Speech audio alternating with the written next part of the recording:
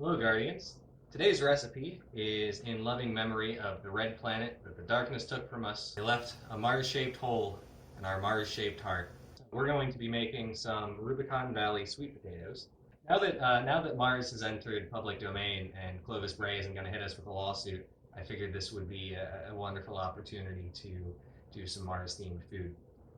So, ingredients: sweet potatoes. For the toppings, for the relic iron and Mars rock toppings, you're going to want 2 tablespoons of butter, breadcrumbs, about a half cup, a couple tablespoons, so a quarter cup at most, brown sugar, and then some cinnamon, ginger, and maybe some other spices for seasoning. So your first step for making this: preheat your oven to about 425 degrees. Stab a whole bunch of holes in your sweet potatoes. You can really let out your aggression if you want to. It only really needs to be a handful, somewhere between 3 and 64 holes, according to Natasha. This is just to let the steam out so you don't turn your sweet potatoes into fragrant grenades. Put them in the oven and let them bake for anywhere from 45 minutes to an hour. The longer they bake, the sweeter they're going to taste. While the potatoes are getting close to being done, maybe 10 minutes left on the timer, we want to start making our topsoil. Heat up a pan on medium heat. About a tablespoon, maybe 2, depending on how many potatoes you're doing. Just drop in your tab of butter until it's nice and melted.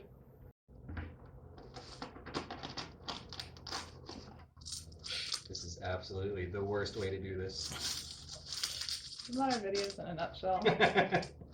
Add in your breadcrumbs. You don't need to stir them that vigorously. I'm trying to make sure they're coated in butter. Okay. Adding more butter. I damn near cut myself there. I'm standing by the bandages. Just let those bad boys toast. 3 to 5 minutes. Give them a little stir every now and then. You'll start to see them brown up near the bottom. Just keep them moving every minute or so that you don't have any of them burning. They'll go from an off-white to light brown color. Nice. Oh, so professional. They're not very secure for me. This is my kitchen cleaner. I just drop one in the sink when I need to clear the drain and everything in a 10-foot radius. Go in to add 2 or 3 tablespoons of brown sugar, and then start mixing it around until it looks a little bit melted. You're essentially making caramelized bread, and there's nothing wrong with that. When you say it like that, you make it sound as though there's definitely something wrong with that. Wouldn't you like to know? Once you have that mixed in, you can go ahead and add some of your spices. While you're mixing in the spices, the brown sugar is starting to caramelize. Maillard's browning reaction. Caramelization of sugars. It has been so long since I've done anything with chemistry. That's all the chemistry I know. Once you can start to smell the caramel bread reaction forming, then you take it off the heat. Now that that's done, our potatoes are ready. Take them out of the oven. Oh Lord. That means they're good. Oh, those look pretty hive-like. The brown ooze means they're good. Yeah, that's the sugar, the natural sugars in the potato caramelizing. That's a big bubble of burnt caramel sugar. That means they're good. It might not look like it, but that's a good sign. That means your sweet potato is doing what its name implies. Yeah. Yeah.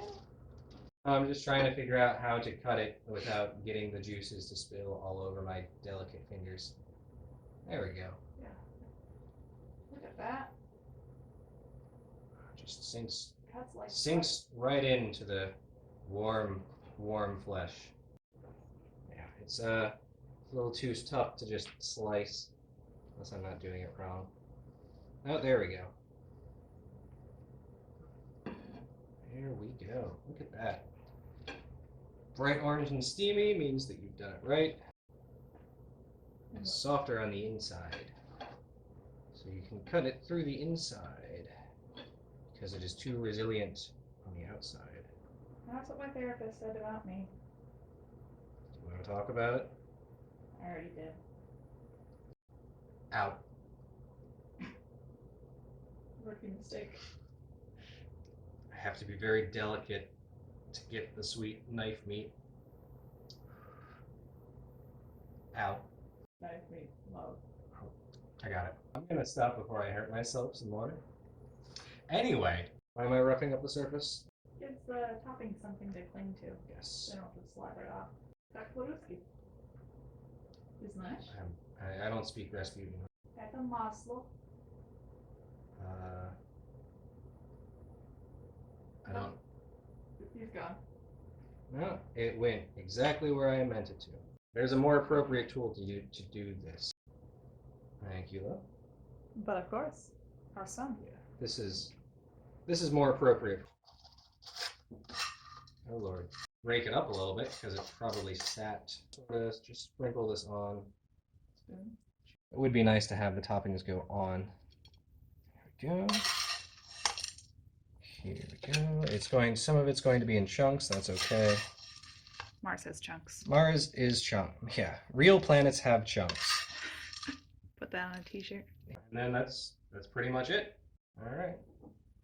Here you go. Dig Take a in? bite. Yeah. Dig into Mars? Dig into Mars. Rubicon Mars sweet potatoes. You can mix it in if you want. Just use the potato skins as a little bowl. Oh, sure do miss Mars. We didn't do a whole lot on Mars. Where am I going to get all of my relic iron? What am I going to do with all of my relic iron? I have too much. I have far too much relic iron. And there's nothing to do with it. Do not use actual relic iron. Can eat your relic iron. Don't eat your no. Relic iron is not for eating. I'll do my best Eva impression. These potatoes might not be the cradle of human innovation, but they are a cradle of delicious flavors. Oh boy. Thanks, Space Grandma. Thanks, Space Grandma. She's so out of touch, but she's so proud of us. If you miss Mars, then this dish will be the one to hold you over. Until we eat again. Farewell, Guardians. That was bad. Oh, I'm terrible. That's why you keep me around. Until we eat again. That's great. I'm gonna do that now. That's it. You get it.